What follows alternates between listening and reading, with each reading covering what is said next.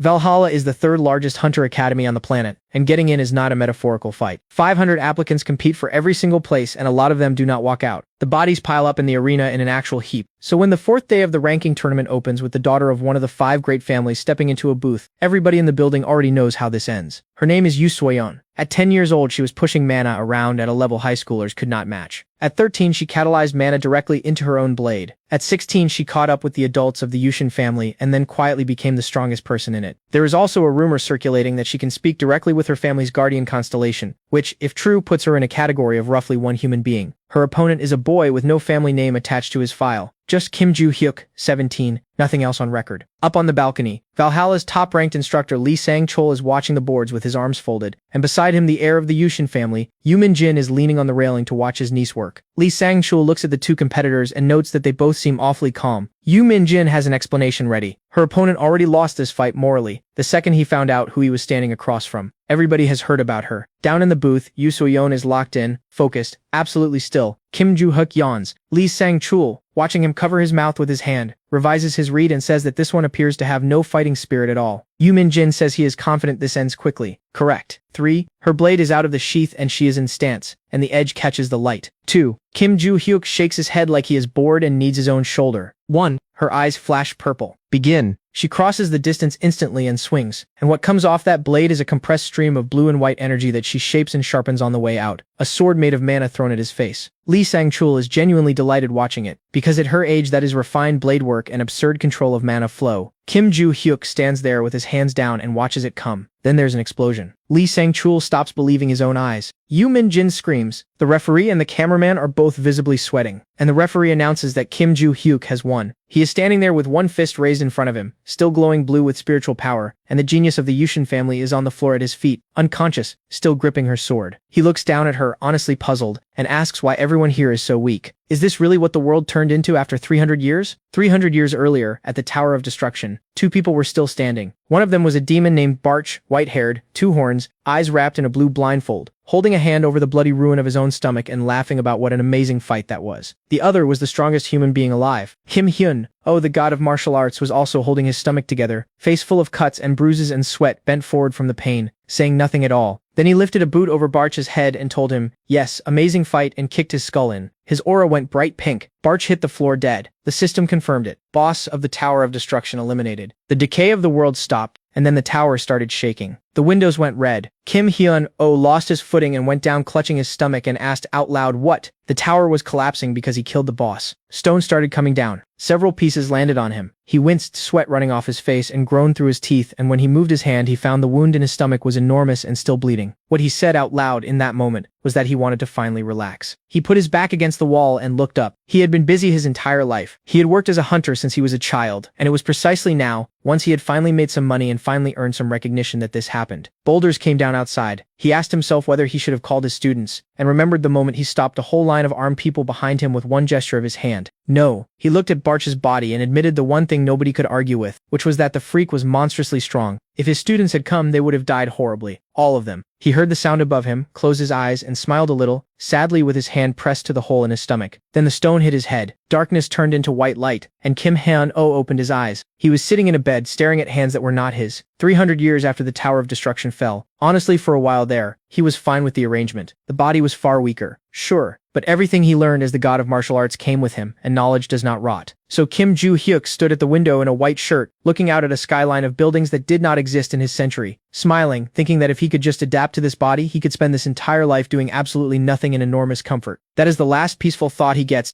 A black window opens in the air in front of him, and informs him that in 5 years, a Tower of Destruction will appear. Please prepare. Our boy grabs his own hair and swears at the ceiling. Does this freak have some kind of personal grudge against him? Barch was a scoundrel, and he should have simply left him alive to rot while the option was on the table. Except that is not an option, because you cannot go back and renegotiate with the past. Fine. He looks at the warning and decides that this time he destroys the tower permanently, and then he goes back to the plan, which is luxury and idleness. He can already see it. Then the window opens again. He needs his weapons and his memories back. They are on the third floor of Valhalla in the fifth room. He asks it out loud whether it just said weapons and memories. Valhalla, rooms, constellations. He touches his chin and admits he knows exactly which weapon this is about, and then hits the part that actually bothers him, which is the word memories. He did not get all of them back. Looks like he is going to have to find this Valhalla, which is how the strongest man of the 23rd century ends up sitting on a bench outside an entrance exam, listening to a referee announce day 4 of the competition for the title of the 10 strongest, sighing, and asking himself should he. The stands are packed, because for the first time all 5 great families have representatives here at once. Reporters everywhere. Lee Sang-chul is up on the spectator stand with his arms crossed, spots one particular participant and frowns, because it is that newcomer again. The newcomer is standing on the floor with one hand in his pocket, looking at his opponent with roughly the interest of a man waiting for a bus. The opponent is Oh Sa-hyuk, 17, eldest son of the Osan family. Tanned, fair-haired, built like a door, white eyebrows, pale blue eyes, sleeves rolled up. He looks across at Kim Joo-hyuk and cannot make it fit. This guy beat Soyeon on the first day. Kim Joo-hyuk stretches his shoulder. Oh Sa-hyuk decides he does not look strong at all, which is excellent news because beating him will do wonders for his reputation. And here's the thing about Oh Sa-hyuk. He is not good at literature, he is not good at strategy, and he is not good at martial arts. What he has instead is one talent that outclasses all of it. He is physically absurd. He can clench a fist so hard that sweat runs down his arm from the tension alone, and put it through a wall and leave craters. He can do things with raw muscle that other people cannot do with mana. A tiny amount of training multiplies his strength exponentially, because he was born with a first-class physique that requires no work to improve. On that basis alone, the word genius is fair.